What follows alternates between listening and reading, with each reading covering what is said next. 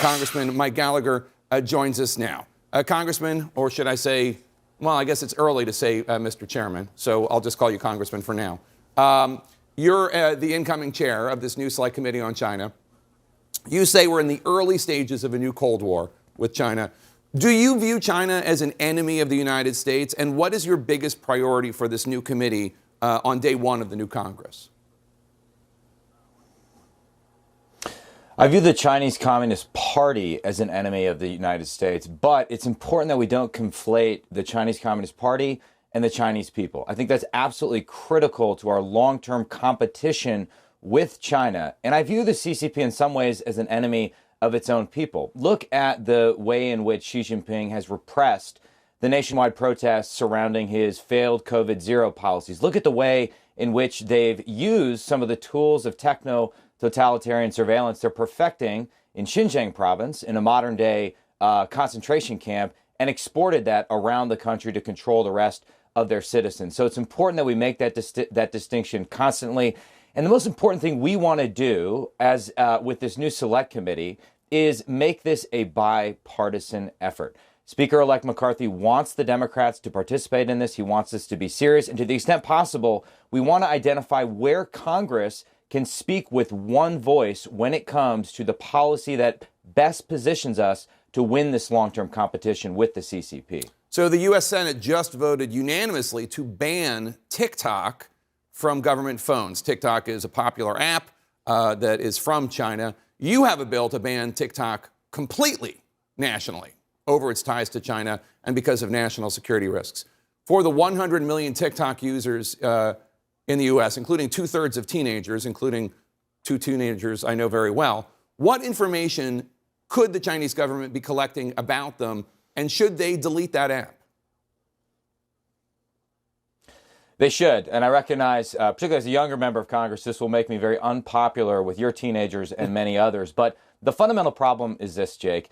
TikTok is owned by ByteDance, and ByteDance is effectively controlled by the Chinese Communist Party. The editor-in-chief of ByteDance, for example, is a CCP secretary and has talked about making sure all product lines, all business lines follow appropriate political control. So the question we have to ask is whether we want to give the CCP the ability to track our location, track what websites we visit, even when we're not using the TikTok app itself. And increasingly, since a large percentage of young Americans use TikTok to get their news, whether we want them to have the ability to selectively edit that news. It's as if in 1958, given that TikTok is on the cusp of becoming the most powerful media company in America, we would have allowed the KGB and Pravda to buy the New York Times, the Chicago Tribune, the Washington Post, all combined. I think this is a bad idea, and I'm proud to say that my bill is now bipartisan. I have a Democrat, Raj Krishnamurthy, who is joining me in introducing it. We've heard Senator Mark Warner voice concerns in the Senate. So my hope is that we make that bipartisan case. And now every member of the Senate is on record saying that TikTok is a national security concern and that it should be banned from government phones. So we're making the case, but we have a long way to go legislatively. So I had the top Republican commissioner from the Federal Communications Commission, Brendan Carr, on my show a few days ago, and I asked him about TikTok. He told me that American kids using TikTok are bombarded with addictive content, pushing self-harm, pushing eating disorders, while the Chinese version of the app in China is pushing educational material and a mandatory time limit, so Chinese kids can't be on that app too long. Do you think China's doing that purposefully, trying to use TikTok to harm American children?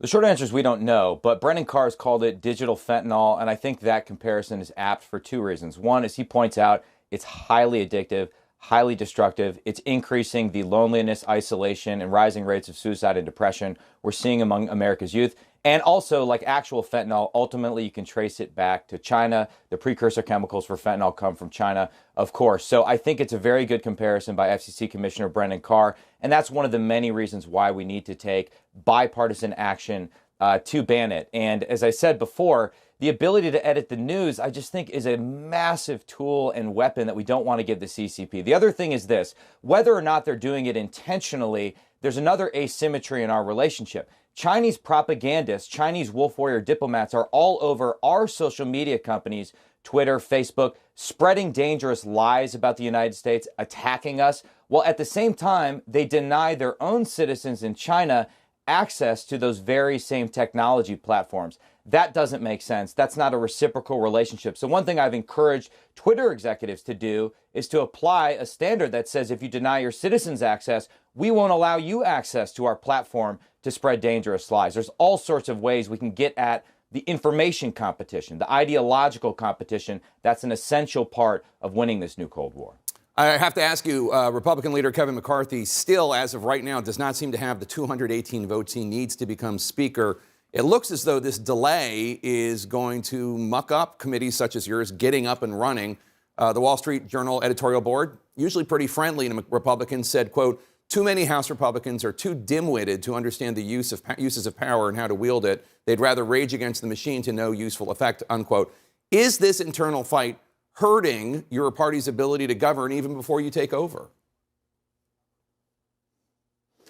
Well, I think we will get there, and I'm not budging off my support of Speaker McCarthy, but you're right to suggest that there's no time to waste here. We can't spend all of January just mired in this internal battle. We need to populate various committees. There's all sorts of work that needs to be done in terms of basic oversight of the executive branch, as well as articulating policies and finding areas where we can pass productive bipartisan legislation. So my hope is that we get past this. Kevin McCarthy has done a great job over the last month in terms of reaching out to his detractors and saying, okay, what rules changes do you want to see? How do we fix this institution? It's not going to be perfect. Obviously, we only have control of one chamber of government, but there's a lot of things we can do. So it might take multiple vote series, but I believe we are going to get there. And the fact that Speaker McCarthy wants to do things like create a select committee on China, wants to make it bipartisan, I think is a testament to his prioritization in leading this next Congress.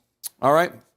Soon-to-be chairman Mike Gallagher from Wisconsin. Good to have you. Thank you so much for joining us today, and Merry Christmas. Merry Christmas.